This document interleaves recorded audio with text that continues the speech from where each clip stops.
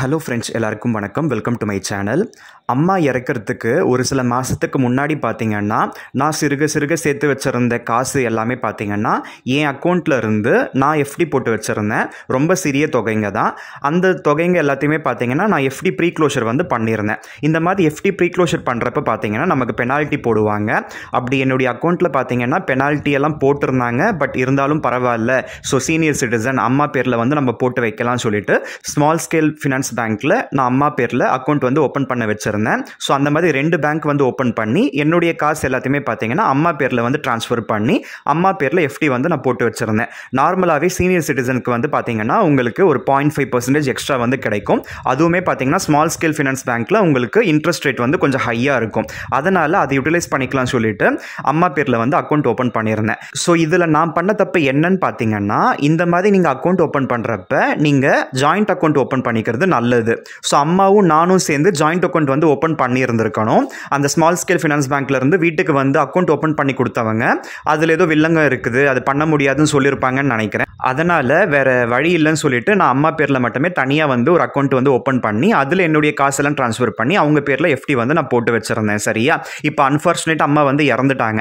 நான் போட்ட எஃப்டி எல்லாமே பார்த்தீங்கன்னா 2 இயர்ஸ் 3 இயர்ஸ்க்குள்ளே தான் நான் போட்டிருந்தேன். ஸோ இந்த மாதிரி டென்யூரில் நீங்கள் போடுறப்ப உங்களுக்கு இன்ட்ரெஸ்ட் ரேட் கொஞ்சம் நல்லா இருக்கும்.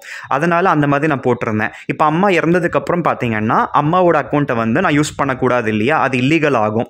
அதனால் என்ன பண்ணணும்னா அம்மாவோட டெத் சர்டிஃபிகேட் கொண்டு போயிட்டு நாங்கள் சப்மிட் பண்ணி அதுக்கப்புறம் ப்ரொசீஜர்லாம் இருக்குது. இதில் அந்த ஸ்மால் ஸ்கேல் ஃபினான்ஸ் பேங்க்லேருந்து வந்தவங்க என்ன பண்ணிட்டாங்கன்னா, ஸோ நாமினி என்ற இடத்துல பார்த்தீங்கன்னா பேர் தப்பாக போட்டுட்டாங்க. நம்ம ஒரு பேர் எழுதி கொடுப்போம் இல்லையா, அதுக்கு பதிலாக அவங்க ஹரிபிரசாத் சந்திரசேகர்னு போடுறதுக்கு பதிலாக ஹரிஹரன் போட்டு விட்டுட்டாங்க. அதனால் நாமினிலையுமே பேர் மிஸ்மேட்ச் ஆகுது. இந்த மாதிரி ஏகப்பட்ட ப்ராப்ளம் இருக்குது. அதனால் காசு சம்மந்தப்பட்ட விஷயத்தில் 1க்கு 10 தடவை தெளிவாக ஒரு முடிவுக்கு வரணும். நான் ஜாயிண்ட் அக்கௌண்ட் போட்டிருந்தா நல்லா இருந்திருக்கும். இது சிங்கிள் அக்கௌண்ட் போட்டதுனால அம்மாவுக்கு இன்டர்நெட் பேங்கிங்லாம் தெரியாது. அவங்க படித்து சொன்னாங்க, எதுக்குடா என் பேரில் போட்டு என்ன ஒரு 500 ரூபாய் 1000 ரூபாய் கூட வரப்போதா, அதை நீயே போட்டுக்கோ, எதுக்கு தேவையில்லாமல் பண்ணிக்கிட்டு இருக்கெல்லாம் சொன்னாங்க. நான் கேட்டுக்கல.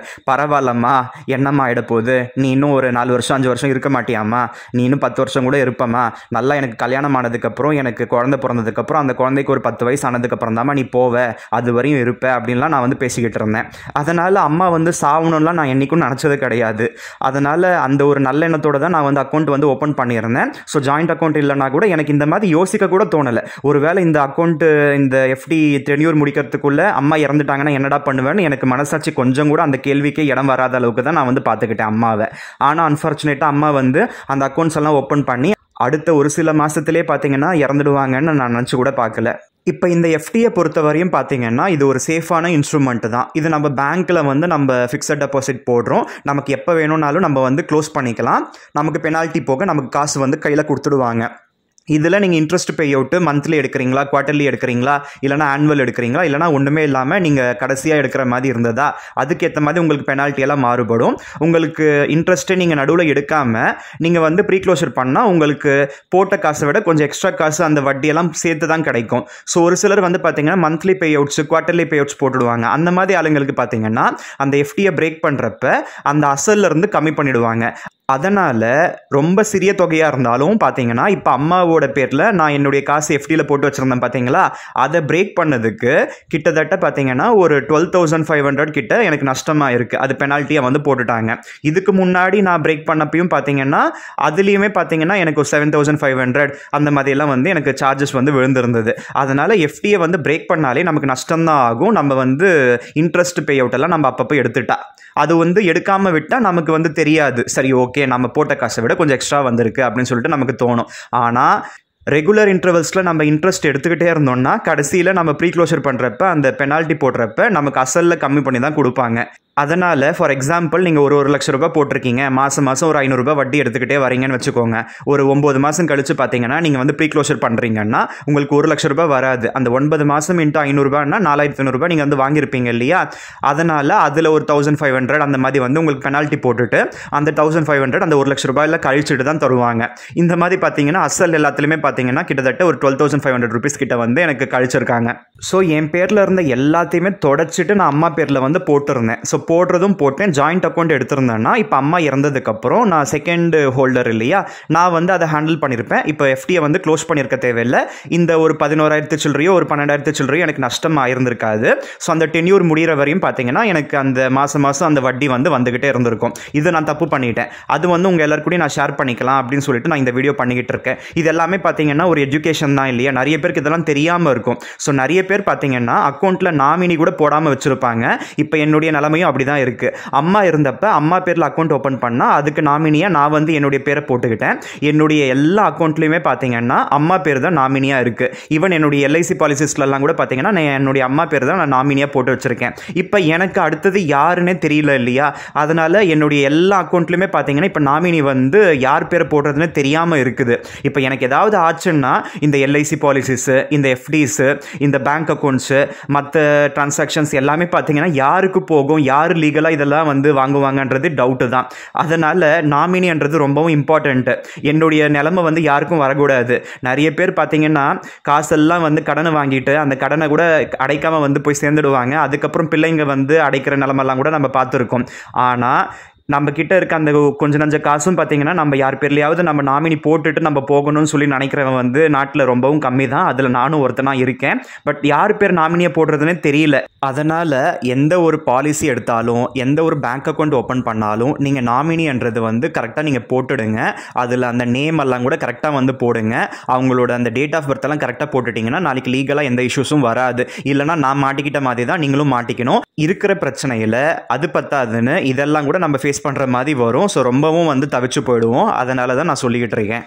முக்கியமாக இந்த மாதிரி ரொம்ப வயசானவங்க, உடம்பு சரியில்லாமல் இருக்கவங்க எல்லாருமே பார்த்தீங்கன்னா அவங்க எந்தெந்த அக்கௌண்ட் வந்து வச்சுருக்காங்க, அதில் எவ்வளோலாம் கேஷ் இருக்குது, ஏதாவது கடன் வாங்கி வச்சுருக்காங்களா, இது எல்லாத்தையுமே அவங்களோட எல்லா டிரான்சாக்ஷனுமே பார்த்தீங்கன்னா வீட்டில் யார்கிட்டையாவது சொல்லிடணும். சொல்லிவிட்டு நாமினியாக உங்கள் பேர் தான்ப்பா போட்டிருக்கேன்னு சொல்லிட்டு அவங்கக்கிட்ட எல்லாத்தையுமே தெரியப்படுத்திட்டு தான் நம்ம வந்து இருக்கணும். ஏன்னா எப்போ வந்து யாருக்கு என்ன ஆகும்னு சொல்கிறதுக்கு இல்லை. இப்போ வந்து என்னுடைய அம்மா பேரில் நான் தான் அக்கௌண்ட் ஓப்பன் பண்ணி நான் தான் ஹேண்டில் பண்ணிக்கிட்டு இருந்தேன்றதுனால எனக்கு இதெல்லாம் தெரியுது. நிறைய பேர் வீட்டில் பார்த்தீங்கன்னா அவங்க அம்மா அப்பா பேரில் என்ன இருக்குது, என்ன போச்சு, என்ன வந்தது எதுவுமே கூட யாருக்குமே தெரியாது. அவங்கவுங்க பார்த்தீங்கன்னா யூஎஸில் எங்கேயாவது போய் செட்டில் ஆகிடுவாங்க. அதுக்கப்புறம் பார்த்தீங்கன்னா அம்மா அப்பா இறந்து போனால் கூட வரமாட்டாங்க. ஆனால் ரொம்ப நாள் கழித்து அந்த பூர்வீக சொத்து ஏதாவது இருந்தால் அந்த சண்டை போட்டு வாங்குறதுக்குனே வந்து கிளம்பி வருவாங்க. இந்த மாதிரி நான் ஏர்போர்ட்டுக்கு வந்து நான் என் ஃப்ளைட் பிடிச்சி போகிறப்ப பார்த்தீங்கன்னா நிறைய பேர் பார்க்குறதுக்கு ரொம்ப ரிச்சாக தெரிவாங்க. ஆனால் அவங்க ஏர்போர்ட்டில் கூட ஒரே ஃபோனில் வந்து கத்திக்கிட்டே இருப்பாங்க. அந்த சொத்து தகராதாக இருக்கும். எனக்கு பார்க்குறதுக்கே வந்து ரொம்ப அருவருப்பாக இருக்கும். சரியா? ஏன்னா அவங்க வந்து அப்ராட்ல வேலை பார்க்குறாங்க, லட்சக்கணக்கில் சம்பாதிப்பாங்க. அது பத்தாதுன்னு இங்கே ஏர்போர்ட்டில் திரும்பி போகிறப்ப கூட அந்த சொத்து தகராது அது இதுன்னு சொல்லிட்டு தான் பேசிக்கிட்டு இருக்காங்களே. இவங்கெல்லாம் கூட மனுஷங்க தானா அப்படின்னு சொல்லிட்டு எனக்கு வந்து யோசிக்க தோணும். ஏன்னா அந்தளவுக்கு மணி மைண்டட் பீப்புள் வந்து நான் பார்த்துருக்கேன். மோஸ்ட்லி எல்லாருமே பார்த்தீங்கன்னா அந்த மாதிரி சுயநலமாக மணி மைண்டட் பீப்புளாக தான் இருப்பாங்க.